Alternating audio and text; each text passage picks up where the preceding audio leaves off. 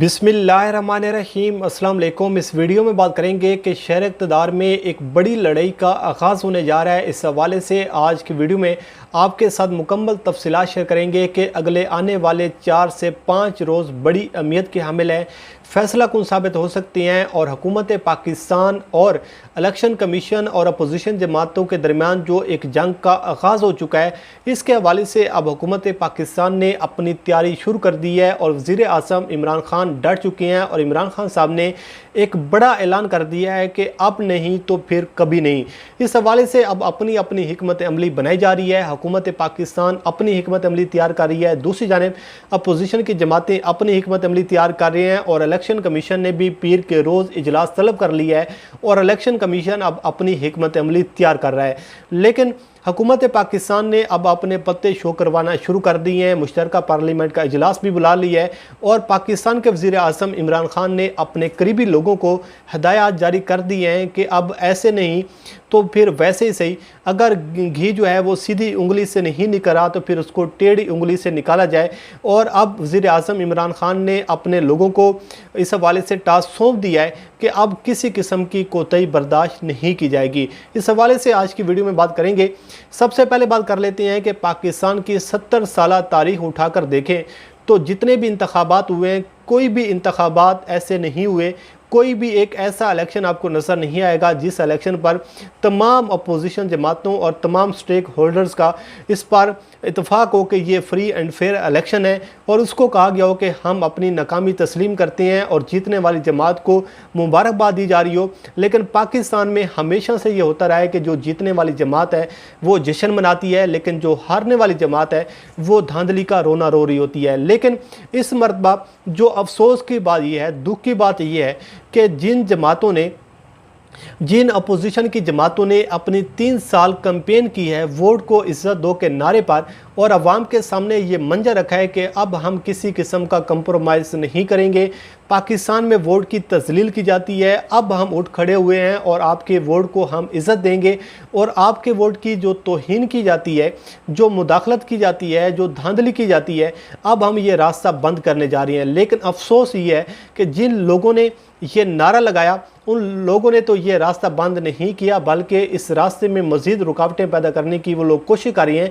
लेकिन जिस शख्स के ख़िलाफ़ ये कैंपेन की गई वज़ीर आज़म पाकिस्तान इमरान खान के ख़िलाफ़, वो शख्स अब ये रास्ता बंद करना चाहता है, अब ये धांधली का रास्ता मुकम्मल तौर पर बंद करना चाहता है, इलेक्ट्रॉनिक वोटिंग मशीन के ज़रिए इंतखाबात करवाना चाहता है।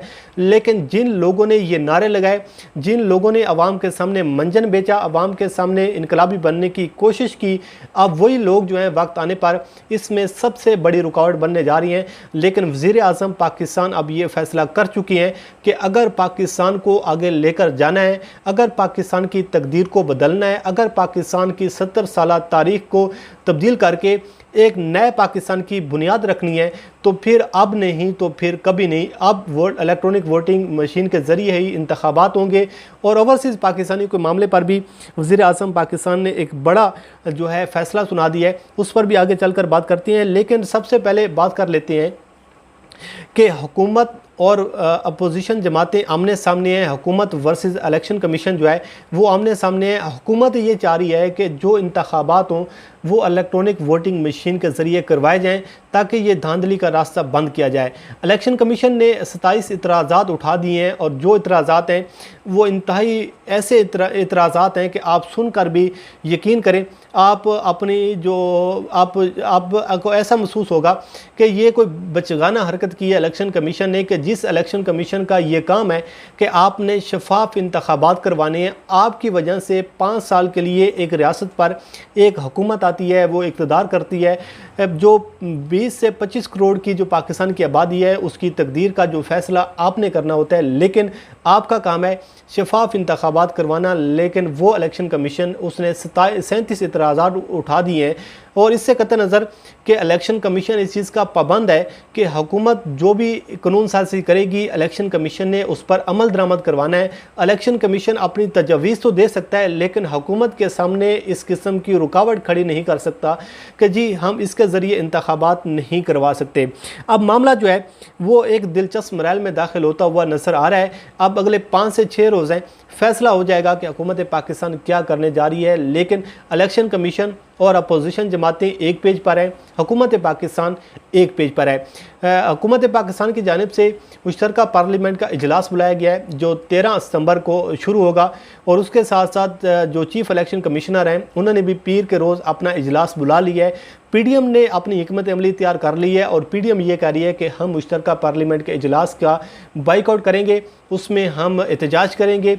और जो इलेक्शन कमीशन कह रहा है वही पीडीएम कह रही है, वही अपोजिशन की जमातें कह रही हैं। तो फिर आप समझ जाएं कि मामला जो है वो कुछ और है, असल मामला ये नहीं है। हालांकि हुकूमत की जानिब से बार बार ये कहा जा रहा है कि ये जो इलेक्ट्रॉनिक वोटिंग मशीन है ये जस्ट एक मशीन है, जैसे एक कैलकुलेटर होता है, ये उस किस्म की एक मशीन है। इसमें ना तो कोई धांधली का कोई अंसर पाया जाता है, ना इसमें कोई कोशिश की जा सकती है, ना इसको हैक किया जा सकता है। और हुकूमत पाकिस्तान ने कल ये ऐलान किया है कि उस शख्स को 10 लाख रुपए इनाम दिया जाएगा जो इस मशीन को हैक करके दिखाए।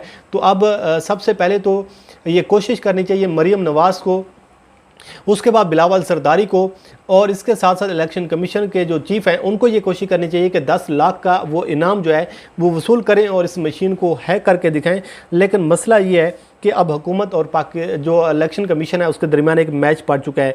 कल वफाकी वज़रा ने प्रेस कॉन्फ्रेंस की है जिसमें उन्होंने कहा है कि चीफ इलेक्शन कमीशन को फौरी तौर पर मुस्ताफ़ी हो जाना चाहिए।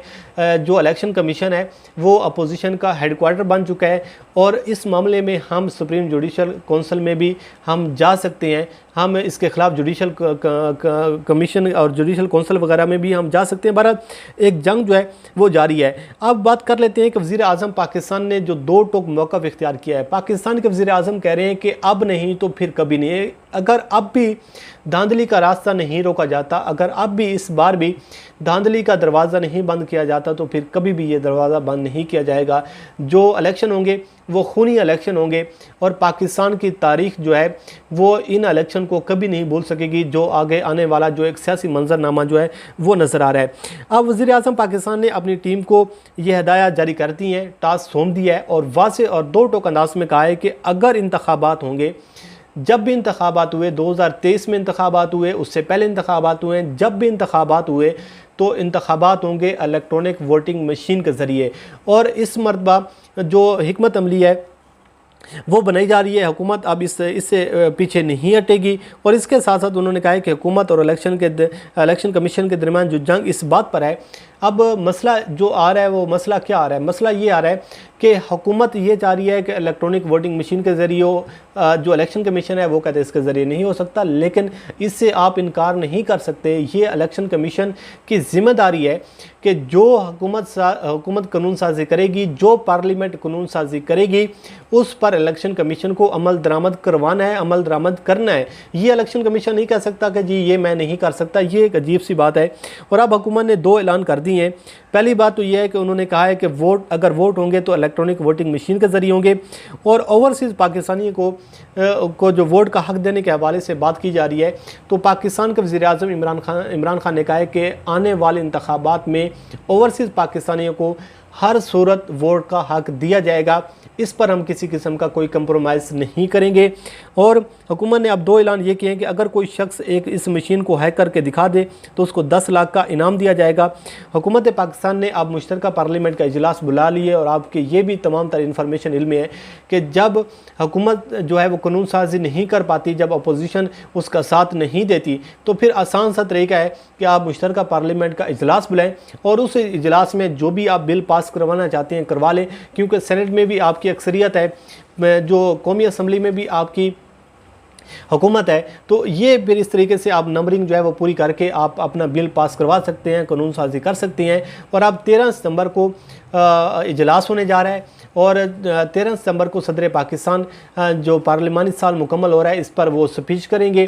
और इसके साथ साथ फिर 14 के बाद 15 को दोबारा जब कौमी असम्बली का इजलास होगा तो उस इजलास में फिर मुश्तरका पार्लियामेंट के इजलास में ये कानून जो है इसको कानून साजी की जाएगी और ये बिल जो है ये पास करवाया जाएगा इलेक्ट्रॉनिक वोटिंग मशीन का।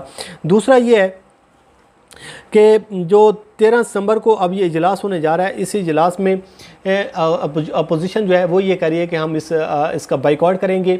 पीडीएम ने कहा है कि हम मुश्तरका इजलास का बाइकआउट करेंगे, हम इसमें एहतजाज भी करेंगे और वह हम किसी सूरत ये बिल जो है ये पास नहीं होने देंगे। बहरहाल एक जो गेम है वो बड़े दिलचस्प मराइल में दाखिल हो चुकी है। आप अंदाज़ा करें कि इन चेहरों को पहचानें और खुदारा खुद अपने आप पर भी एहसास करें, अपने आप पर भी तरस करें कि ये वो लोग हैं जिन लोगों को आप वोट देती हैं। जब आपके पास ये लोग आते हैं तो आपको कहते हैं कि जी हम तो आपके वोट की जंग लड़ रहे हैं, हम तो वोट को इज्जत दो का नारा लगा रहे हैं, लेकिन जब इनके ज़ाती मफादात को ठेस पहुंचने लगती है तो फिर इस तरीके से ये सारे इकट्ठे हो जाती हैं। अब अपोजिशन को, पीडीएम को सबसे बड़ी परेशानी ये है कि अगर इलेक्ट्रॉनिक वोटिंग मशीन का जो कानून है ये पास हो जाता है, अगर इस पर इलेक्शन कमीशन को अमल करना ज़रूरी हो जाता है तो फिर धांधली का जो रास्ता है, हमारे 20 से 25 हज़ार हर हल्के में, हर एमएनए और हर एमपीए के जो वोट हैं वो हम किस तरीके से 2 नंबर वोट जो हैं वो कास्ट करवाएंगे, किस तरीके से जाली वोटिंग करवाएंगे। अगर इलेक्ट्रॉनिक वोटिंग मशीन का जो एक प्रोसेस है इस पर मुकम्मल हो जाता है तो इमरान खान को इसका सबसे बड़ा फ़ायदा होगा। बहरहाल फैसला कुन मराइल में गेम दाखिल हो चुकी है। इमरान खान एक बड़ी जंग लड़ने जा रही हैं। अब देखते हैं कि इसमें किसको कामयाबी मिलती है। आपको इस हवाले से आगाह करते रहेंगे। अल्लाह करीम आपका हामी नासर हो। मुझे दीजिए इजाज़त। अल्लाह हाफ़िज़।